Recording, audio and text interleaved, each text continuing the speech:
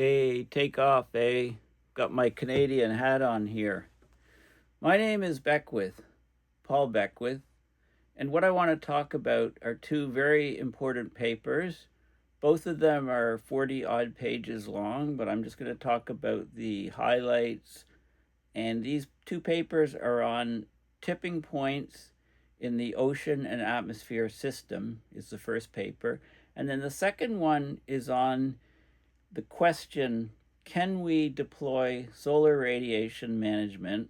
And of that overall method to cool the planet, stratospheric aerosol injection, or SAI, is the one that's been most studied, the technique that's been studied the most. So the question is, can we use these methods to stave off, move away, prevent these tipping points? Is the first question. The second question that the paper looks at is, if we do cross tipping points in many of the Earth system components, can we deploy solar radiation management to stabilize the Earth, to reverse the tipping, to bring us back to a stable state, or are we up the creek without a paddle? So those are the key questions, and I think these are very interesting papers. So I'm going to get right into it. So I'll try not to be too long in this video, but it's gonna be a while. So this is Earth Nullschool.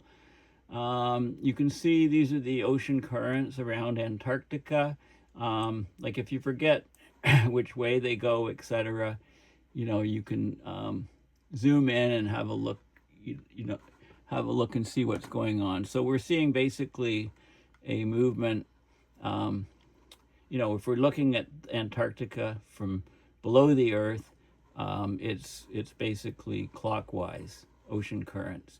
So you can see, when we're talking about different tipping points of the atmosphere and ocean system, Earth Nullschool can be very handy. So if we want to look at the jet streams, of course, we need to look in the air, 250 millibar, and you can see what the jet streams are doing in the northern hemisphere and southern hemisphere.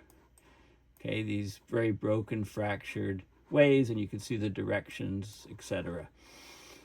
Okay, so let's go to the paper. So this is the first paper, tipping points in the ocean and atmosphere circulations. Okay, quite an extensive author list, people from all different places around the world. So basically, continued anthropogenic or human-caused pressures on the Earth system hold the potential to disrupt established circulation patterns in the ocean and atmosphere. So in this review, they investigate tipping points in these systems. They look at the latest scientific evidence for feedbacks that might drive self-sustained change beyond critical forcing thresholds, right? We generally talk about crossing some sort of threshold for these tipping points. And most of the tipping points, most of the feedbacks and nonlinear behavior seems to be in the wrong direction. So just want to mention, Timothy Lenton has a new book out called Positive Tipping Points. I picked it up at my local bookstore a couple of weeks ago. Haven't cracked the cover because I've got a couple other books ahead of it.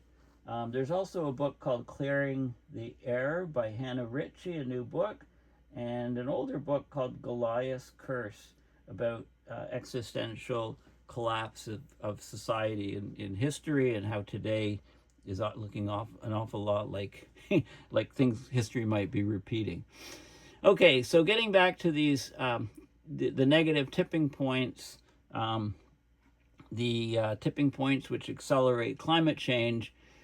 There's lots in the literature about oceanic tipping points in the AMOC, the Atlantic Meridional Overturning Circulation, in the North Atlantic subpolar gyre, and also in Antarctic Overturning Circulation. We see the collapse of sea ice around Antarctica in the last number of years, since 2015 onwards. Looks like the Antarctic circulation has changed. So that when these things collapse under warmer and fresher, less salty conditions, a slowdown or collapse of these oceanic circulations would have far-reaching consequences for the rest of the climate system. It says, and could, and will, it should say, lead to strong impacts on human societies and the biosphere. Among the atmospheric, so that's the ocean. For the atmospheric circulation systems, a few lines of evidence suggest the West Africa monsoon is a tipping system, right? If we change the location of the intertropical convergence zone because of, the asymmetric warming much quicker at the poles and the equator, we could actually have these monsoons fail, as the rain falls elsewhere. Abrupt changes in the past have led to vastly different vegetation states of the Sahara. So a green Sahara, greening of the Sahara. If you Google and have a look at greening of the Sahara, it actually seems to be occurring at some level. And I'll probably do a separate video on it. I think it's an interesting topic. Despite multiple potential sources of destabilization, evidence about tipping of the monsoon systems over South America and Asia is limited. Also tipping points for tropical clouds, mid-latitude atmospheric circulation, and tipping towards a more extreme or persistent state of the ENSO, El Nino Southern Oscillation. It says it's currently not supported, but there was a recent paper I attended on Canadian Club of Rome, which shows that the present El Ninos, the behavior is different. Instead of most of the warming being off the coast of South America, most of the warming's in the Central Pacific, and it also feeds into Rossby circulation, and it also can happen. So we had an El Nino, recently, and it looks like another one is coming on, an El Nino, and that would be 3 years after the last one, which is very highly unusual. After a week La Nina, the cooling phase. So anyway, the tipping thresholds for many of these systems is uncertain, but tipping would have severe socio-environmental consequences. So stabilizing Earth's climate, along with minimizing other environmental pressures like aerosol pollution and ecosystem degradation, it's critical to reduce the likelihood of reaching the tipping points in the ocean atmosphere circulation systems. Okay, so let's have a look at some of these tipping points. And they have a ranking system: high confidence 3 pluses, medium 2, and low confidence 1. So let's have a look. This is the key image here. Okay, so we've got the planet here. We've got basically the Atlantic Meridional Overturning Circulation. Okay, so medium, again, 2 is medium confidence. These are potential tipping systems in ocean and atmospheric circulations considered in the review. Okay, so, we're definitely getting slowdown of the AMOC, subpolar gyre also changing. We've got we've got many things going on with the monsoons. Here's the South American monsoon, the SAM. ENSO is changing. Tropical clouds in circulation. Those are not a lot of evidence how those are changing according to this study. Indian summer monsoon, West African monsoon. What we've got here, so we've got basically changes in the ocean circulation and changes in the atmospheric circulation. So these are the Rossby waves, and what we're seeing is, as the Arctic's warming much faster than the equator, the jet stream, the temperature gradient is decreased, so the jet streams slow down and become wavier, and you get these extreme weather events. Lots of rainfall in these regions, very dry and hot in these regions, and you can get persistent blocking patterns and persistent sticking of the jet stream. So we have long duration extreme weather events around the planet. Okay, so they look at each separate thing. So this is the ocean circulation in the North Atlantic. We've got the surface water currents of the jet stream, the ocean currents. Gulf Stream comes across. You get warm surface water coming up, splitting. Got the Norwegian gyre here. And then you get the water, when you get ice formation, it rejects salt, the water's cold and dense, sinks to the bottom, and then circulates back, completing the overturning circulation. So this is the AMOC part of it, and this is the subpolar gyre part of it. So there's lots of changes that seem to be occurring in these ocean current system. This is showing periods going back to 70,000 years ago, and this is the AMOC strength, stronger up here, weaker here. So you can see where it's really weak here. There was a big freshwater discharge event to the North Atlantic. Same thing here, not so much of a drop. You know, here a drop. You can kind of see, you know, when you get these water discharges, you can get significant drops. Here's another one here. So this one is very long-lived and significant. And then over here, so it shut off and stayed shut off for thousands of years. And then this one here, another very significant drop. Okay, so there is variability, and what happens is when you have when this is sort of the normal state here, warm state, you get the North Atlantic deep water formation, and the North Atlantic deep water, and this is the Antarctica bottom water.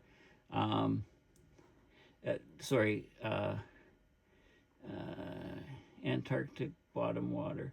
Okay, so you get, okay, so this is latitude, southern hemisphere, northern hemisphere. And then when the system's off, you get a rewiring of the systems. And it's all connected. It's the ocean conveyor system. Okay, so that's one thing.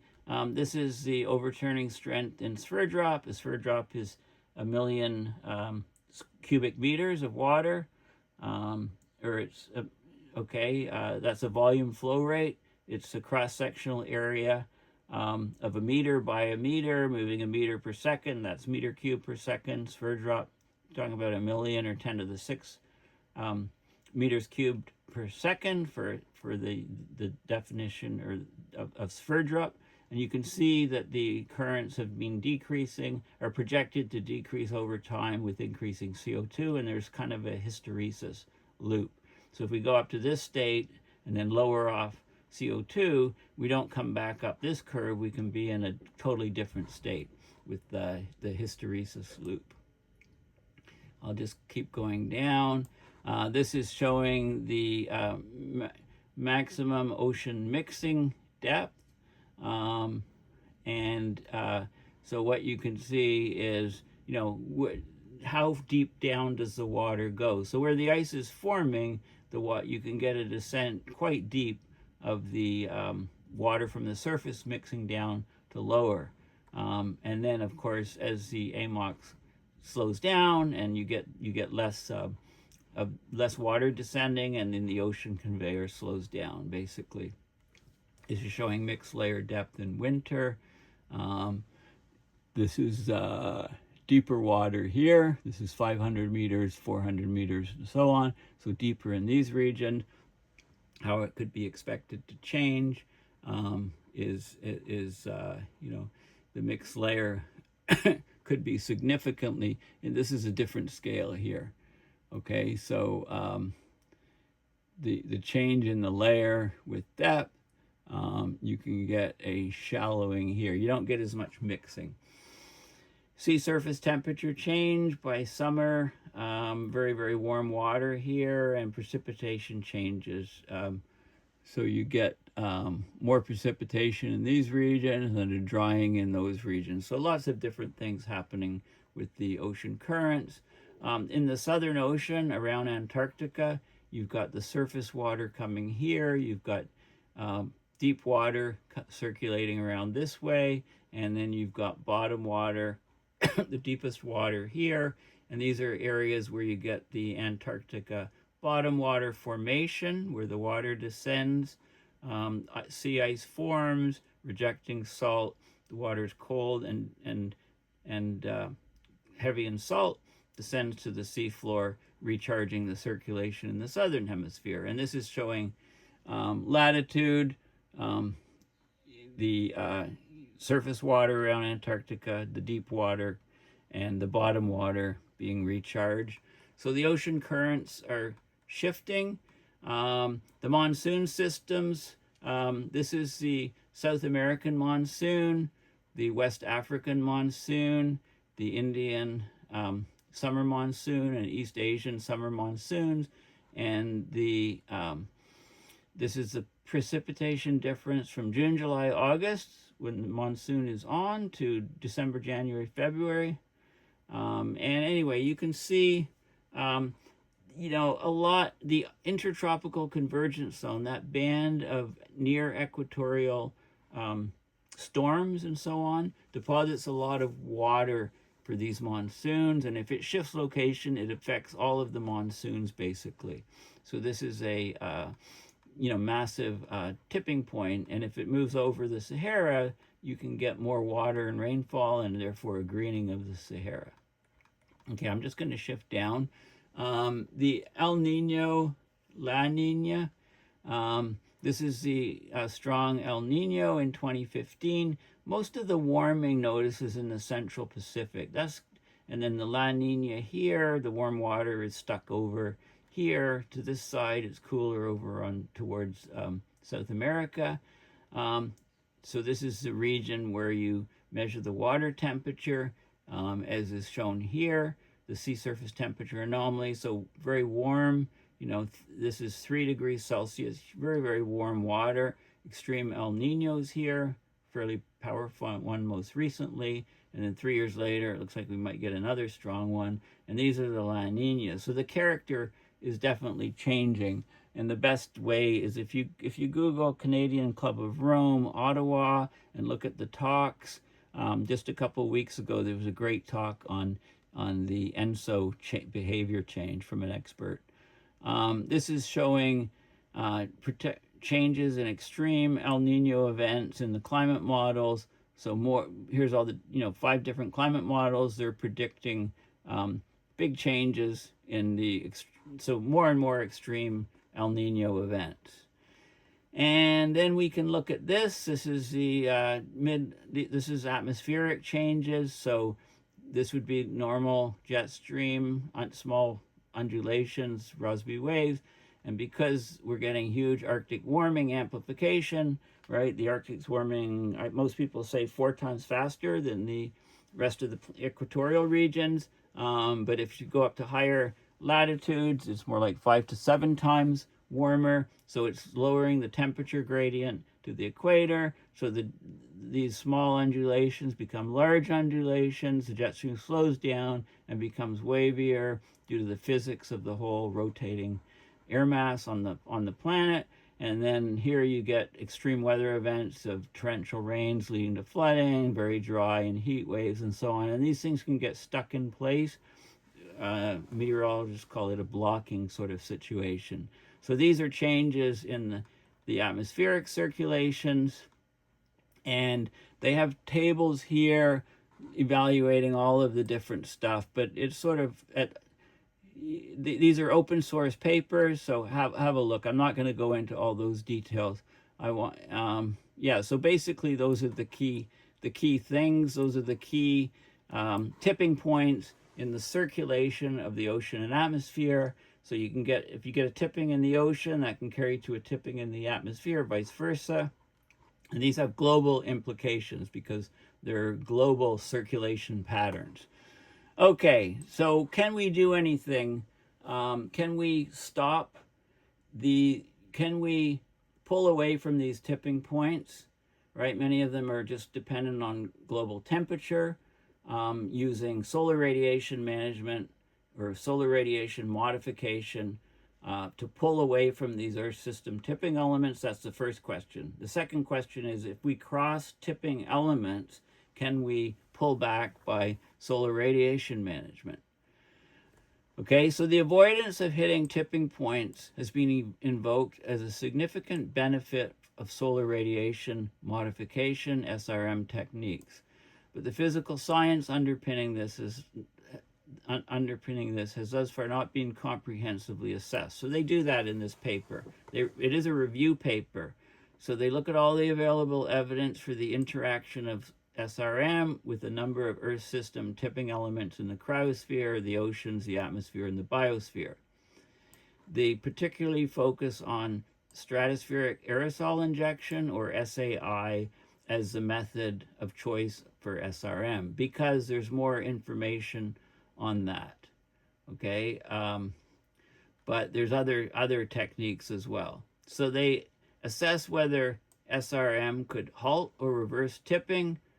Before feedbacks have occurred, can we pull away from tipping elements, tipping in the climate system? But if we do get tipping initiated, can we pull away? And if we get a full state change from where we are now to a totally different state, can we apply SRM to bring us back to where we are? And it depends on the type of tipping point that we're looking at. So they find that when temperature is a key driver of the tipping, well-implemented, homogeneous, peak-shaving SRM could be at least partially effective at reducing the risk of hitting most tipping points examined relative to the same emission pathway scenarios without SRM. But there's large uncertainties when drivers less strongly coupled to temperature are important. So considerably more research is needed before many of these large uncertainties can be resolved. Okay, so that's the key thing. So let's go back and have a look. These are some of the different tipping processes. So if this is the initial state, and you're moving along the system state, suddenly you can tip down to a new state. And then if you reverse it, you often won't jump back up. You'll often go on a route like this. And this is called hysteresis. Okay, it's a characteristic of some tipping processes that we're going to talk about. This is another one where you have the initial state and you have a forcing and you tip back down here, and then if you reverse, nothing happens, right? You're committed to your new state. Then there's noise-driven tipping. If you're initially here and there's some noise, some random jiggling, it can pull you over this hump, bring you to a new state. Rate-induced tipping. If the system is changing so rapidly, it can cause overshoot and drive you down to another state. There can be hysteresis. In some cases, there's a threshold-free transition so initial state here, it's like sliding down a hill with the forcing to a totally new state, and that can be reversible or have hysteresis. So basically, you've got many system variables that are changing and different forcings that can drive you into many different states. So they look at those. This is a good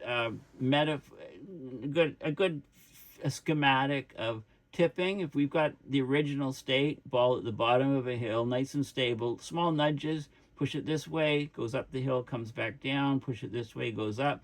Drivers bring it up towards the hill to here, and we've got this tipping point here where then it starts to roll down into a new state. Okay, so this is where it's so basically, if this is a warming thing causing us to approach tipping points, SRM would reduce the probability of tipping because it would keep the temperature lower. In this case, where we're over here, it's possible that we can come back to this state by applying SRM, so that's good news. And if we're over here, the question is can we revert completed tipping? Can we get back from this state to this state? Okay, so we have to look at the individual different tipping points. So they looked very detailed at all of the different things. So Greenland ice sheet collapses. If the ice sheet collapses because of warming, Greenland ice sheet is the symbol, then reversibility, well, likely ineffective. Basically, the thing collapses. If you cool back, then the ice has to reform, and it can take hundreds, thousands of years, right, to reform the glacier. So reversibility is highly likely ineffective, just from common sense, the strength of evidence base, common sense. Antarctic ice sheet collapse, same sort of thing, right? If the ice sheet collapses, it collapses. If you go back from the warm state to a cooler state by SRM, well, it's going to take you eons for the Arctic ice sheet to reform. So you get the idea of how this table works. Mountain glacier loss, right? As you get more and more glaciers lost, the glacier recedes, and then if you cool the planet, you preserve the glacier that's left, and snowfall can build it up again. But it takes a long time. Winter Arctic sea ice, abrupt loss. Okay, if you cool, you suddenly restore the sea ice.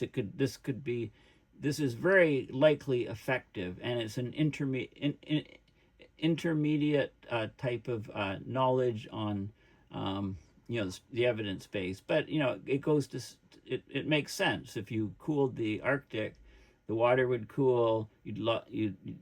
Sea ice would be able to form in the winter, and less would melt in the summer. So eventually, it would build up again. Summer sea ice decline in both Arctic and Antarctic. Again, highly effective. SRM would be highly effective in bringing back the sea ice. So if this is crossed first and we reverse it with SRM, we can avoid some of the permanent ones that SRM won't reverse. Boreal permafrost thaw. If we start thawing, getting lots of emissions, it's going to take time.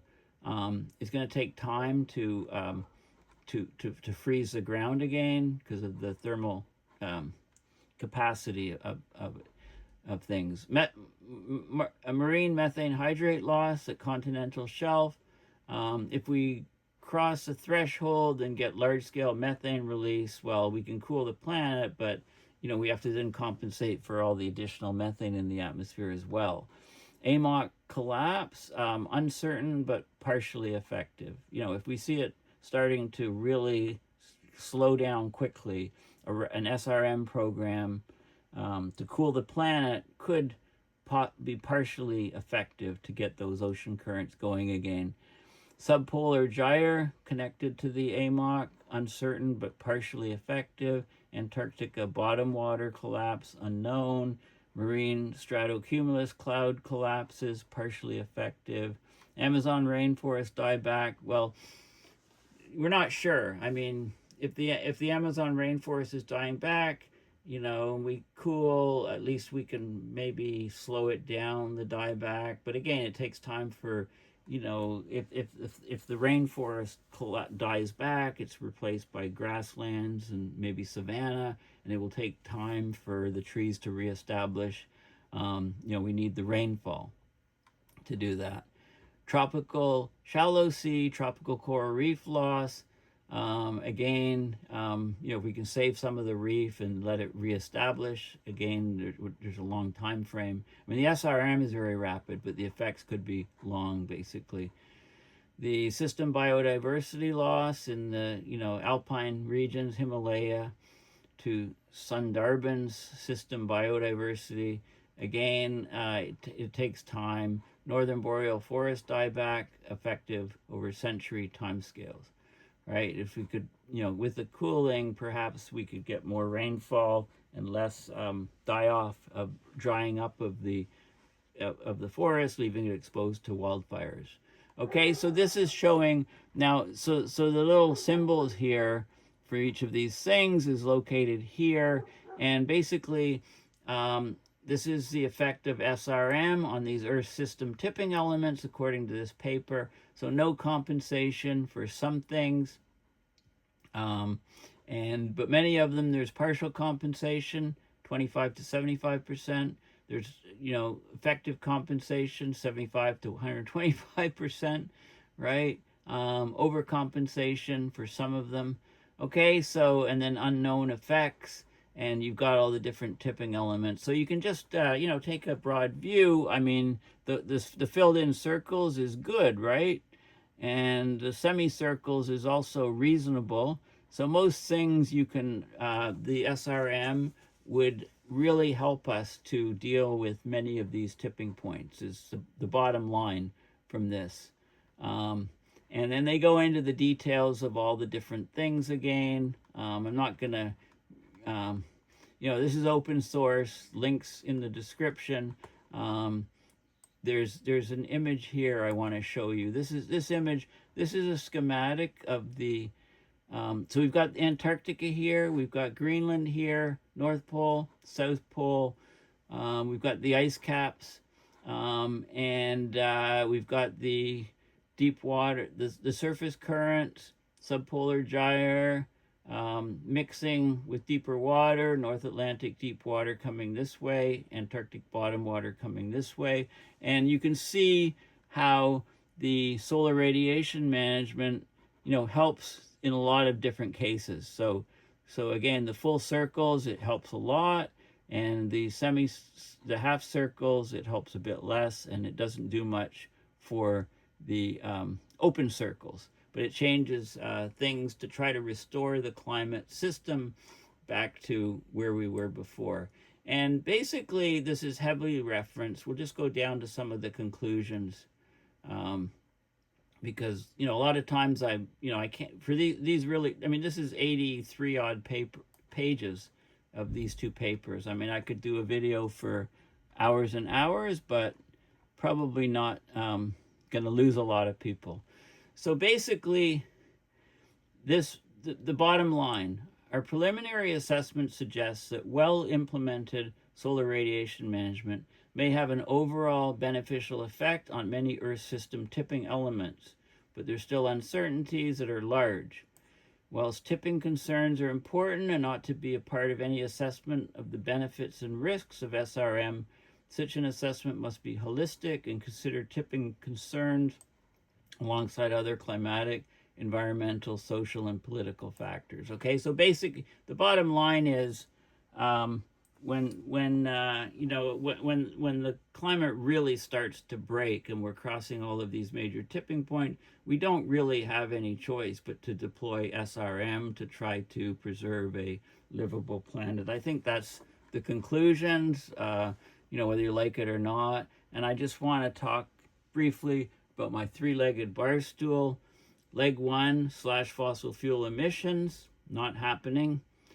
Leg 2, carbon dioxide removal and methane removal from the atmosphere, and that's being looked at, quite seriously by many different groups now. And then the third leg of the three-legged bar stool is solar radiation management. And of solar radiation management, the method looked at most is stratospheric aerosol injection, because a large volcano goes off, planet can cool several degrees, 3 to 5 years, and SRM in a controlled fashion can do the same thing, and we know it can do the same thing with 100% certainty. So what are the effects on tipping points? Well, this paper is a really key paper for helping us try to assess that. So thank you for listening. Please go to my website, paulbeckwith.net, and donate to PayPal to support my research and videos. I'll also give a link to a fundraiser to support my climate education initiatives. And so thanks for listening, and bye for now.